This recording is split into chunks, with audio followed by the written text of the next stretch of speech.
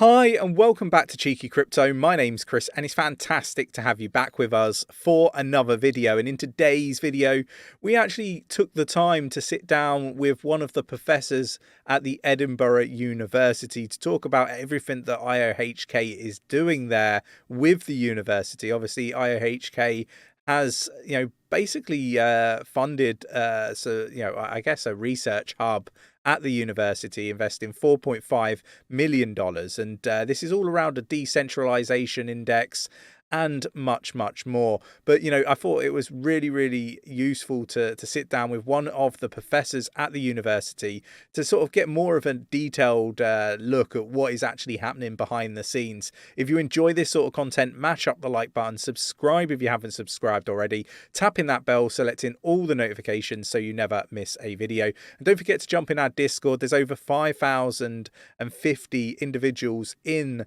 the Discord supporting one another navigate the space safely. It's really, really important to immerse yourself in a fantastic community, particularly in a bear market and recession that we're in. I think, having a fantastic community around you that is supporting you is one of those things that is much needed. Right, let's get down to the interview.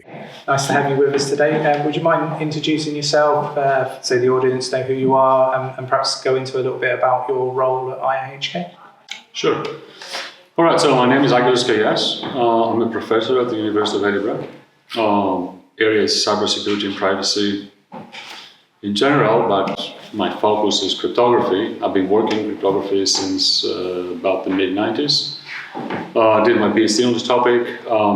When I started, clearly it was a bit more of a sort of a niche subject, you could call it, in computer science and math. Very different, obviously, today. I'm responsible for academic research in the organization, which means basically managing a number of researchers that work at the company. They're looking at different aspects of designing blockchain systems and analyzing their properties, and at the same time, publishing papers, technical reports, which are submitted to the publication venues where scientific articles are being published. Sounds fantastic.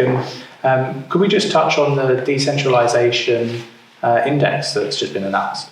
Sure, that's a project I'm very excited about. Yeah. It's a fantastic question. It's also a question that it requires a lot of understanding that comes from quite different disciplines. For example, like the ability of assessing risk, measuring risk, let's say, of systems, which is actually a very broad area, both in computer science and mathematics, but it hasn't been applied to the area of distributed systems and blockchains, right? However, what we do hope is to bring a lot of expertise in this project, also drawing, let's say, from, if you want, like actuarial science, like, the way that, for example, insurance is modeled, where this is a classic field where you have to understand risk and quantify it. It's very important.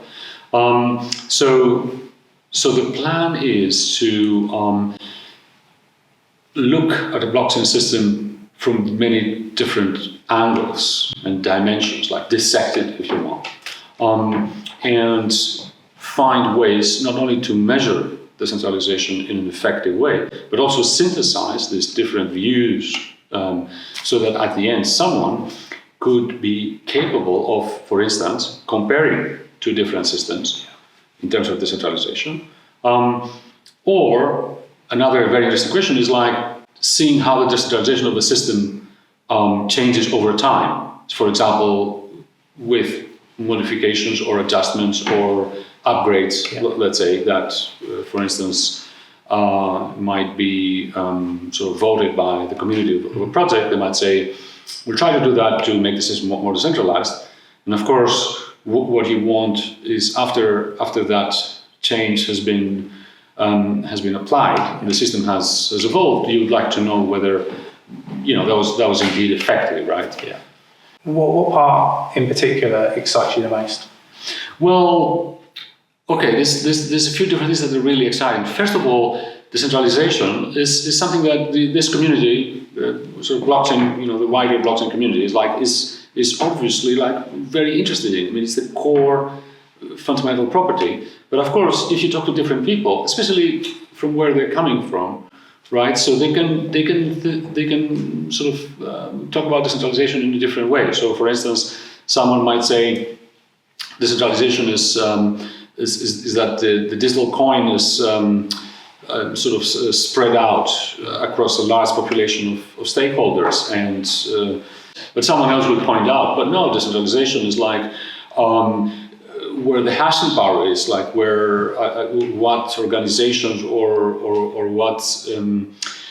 what entities are running the servers, let's say, in case of a proof of work blockchain, right? And someone else could say decentralization is where all the peers that assemble the network are. So there's all these different aspects, and actually there is no sort of like a commonly a universally accepted framework in actually thinking about decentralization. And what excites me is exactly because from a scientific perspective, what I also found always very fulfilling in research is like look at an area which is not structured. I mean, there's a lot of disagreement, there's a lot of debate about what things really mean, and just go there and try to apply the first principles approach to understand and answer these questions, like what is decentralization, how do we measure it? I think these are really important open questions from a scientific viewpoint, and I'm very excited to contribute to answering them.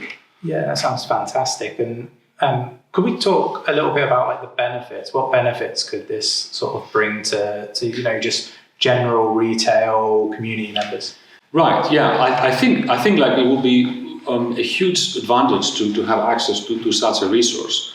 I mean, first of all, I should point out that the academic perspective here is also important, because what we would like to have is a sort of transparent, open source, like publicly verified, peer-reviewed methodology that people agree, right? That's something that makes sense, right? So it's not my opinion, let's say, that the system is decentralized. Yeah. This is something that somehow explains to you, and you explain to me also what you think, and somehow our beliefs about this concept, they are reflected, right, in what is being measured. And then once you have this, I think there's tremendous benefits for the industry. If you think about it from a developer's perspective, I mean, a lot of developers, for example, might say, especially those that are starting, and also mind you, I'm also an educator. I'm in a computer science and informatics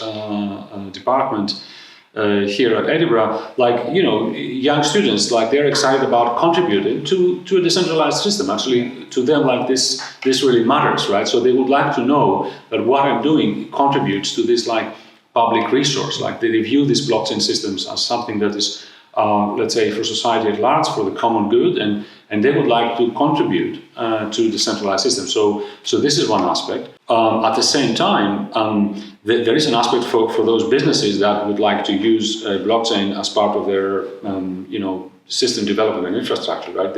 In that case, they would like to use a decentralized system because that will be more resilient, down the line, right? So they are not depending their system. So if their system, the system they're building, is based on a blockchain at a certain level, they want to make sure this part here is fault tolerant and survivable. Yeah. Then there's no single point of failure. So it would help them make a decision. And finally, just to add another angle to this answer is from a regulatory perspective. And a lot of regulators actually right now, both in the US and in Europe, they've identified decentralization as sort of a distinguishing feature about whether a particular token would be deemed to be a security or a commodity. So, for example, if it's centralized, then you might say plausibly that there's a promoter and because it's centralized, right? So somehow like has the responsibility of the system. So in case the system is centralized, you might say that given that it has a promoter, then this might qualify as security, depending on how you apply legislation to it. But that has been like a common theme in the way many regulators are looking at these systems. We heard about the Zero Knowledge Lab announcement today. Could you just talk us through what that is and everything that's happening there? Yeah, absolutely. So zero knowledge is something that was developed in academic cryptographic circles, let's say like that. It goes back to the 80s. It's a very groundbreaking concept. And I mean, back in the 80s, it was somehow like a cool thing that it's possible in theory to develop something like this. But obviously, there were no like grounds for any, so to speak, real world impact, of the concept. However, especially in the last decade with the development of blockchain technology, it became apparent that suddenly you have these open systems that inevitably they store a lot of public information, and that's actually information that if we are to make them useful, like really useful for a wide variety of use cases, it makes sense that they have some privacy preserving properties, right? So that's one aspect why this technology is very good. Now, another aspect though, which is not so much related to the zero knowledge aspect, but is more related to scalability, is the fact that these systems, they build a sort of public ledger that is auditable. And sometimes the statements that are recorded there can correspond to a large data sets or large amounts of information that are off-chain. But still the statement has to be succinct, like in a sense, like rather short. So you have like this sort of interplay between like off-chain information, which might be large and perhaps complex, and you would like the ledger itself, which is sort of like a premium storage resource in a way. You would like to keep as little information as possible. So zero knowledge proofs also have been developed, not all of them necessarily, but a class of these zero knowledge proofs have the ability to be succinct in this way, and thus can be very useful for scalable blockchain systems. That sounds really interesting. Like our community talk an awful lot about privacy. What concerns do you feel there are currently, and how we can best sort of mitigate those concerns? Yeah, I mean, it's actually the level of privacy, let's say, that's afforded by the biggest blockchains right now is essentially minimal to non-existent, right? I mean, at best you have something you can call like pseudonymity, like you can create pseudonyms for yourself, and I mean, Bitcoin already comes with that capability. But just, I mean, we know very well, also with academic research that was done by many people, even quite early on in the case of Bitcoin, it was demonstrated something that, to be fair, privacy researchers knew very well, I mean, much before Bitcoin, that pseudonymity is a very, very weak level of privacy. And the reason is like clustering, and if you want to think like in a more advanced way, you can even use like machine learning and AI techniques. Like it's possible to, the pseudonyms themselves, like they do leak a lot of information about what you do. Yeah. And even if you don't somehow like put your name on it, like completely your name on it, like they eventually create a fairly convincing fingerprint that enables someone that does the analysis to understand what's going on in the network. So the point here is that these systems, if they are to be used, for reasonable use cases that people want to do, I mean, privacy is an important element. It's not just something that you might want for your personal life, but also business. Like business also, fundamentally also relies on private information.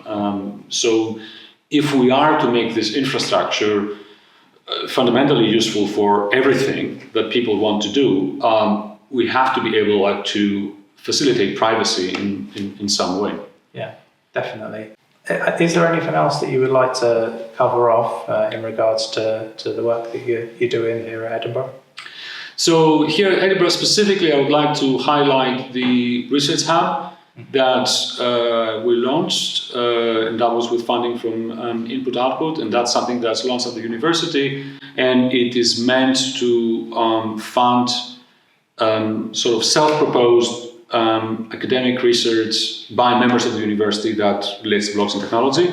And I think what's really excites me about this is that it has a very strong interdisciplinary theme. I have to say, we have to recognize here that a lot of these developments in blockchain space have been driven by, well, computer scientists, mathematicians, perhaps, and like sort of related disciplines. But we've seen over and over that these problems of offering like information technology at scale, they are problems that affect society in a very wide way. And as we've seen, let's say, in other examples with social media, and the way, for example, that social media have been also used to subvert public procedures, like, for example, like democratic elections, like there have been attempts to bias democratic elections using social media. We have to realize, especially looking at this from a computer science perspective, that just building these tools without having a good understanding about all the issues that here are at hand, it can be dangerous. And I think it's very important that Input-Output invests to do like research from an interdisciplinary perspective at the university environment, so that the problems that arise in the blockchain space, which aspires to, if you want, democratize information technology, it's very important that these are developed with expertise coming from a lot of different areas, like not just, let's say, the usual, areas that we have associated with the space. Brilliant. Really appreciate you taking the time out of your busy schedule to chat with us in our community. Yes. Thank you very much. Thank you. Yeah. Great to chat with you. Yeah. Great. So a big thank you to 𝗕𝗓𝗪 for spending the time with us for the interview. Fantastic, in-depth understanding now of what is happening at the Edinburgh University. Really do appreciate him taking the time out of his busy schedule. If you enjoyed today's video, mash up that like button, subscribe if you haven't subscribed already, tap in that bell, selecting all the notifications so you never miss a video. And yeah, I will catch you in the next one. Take care.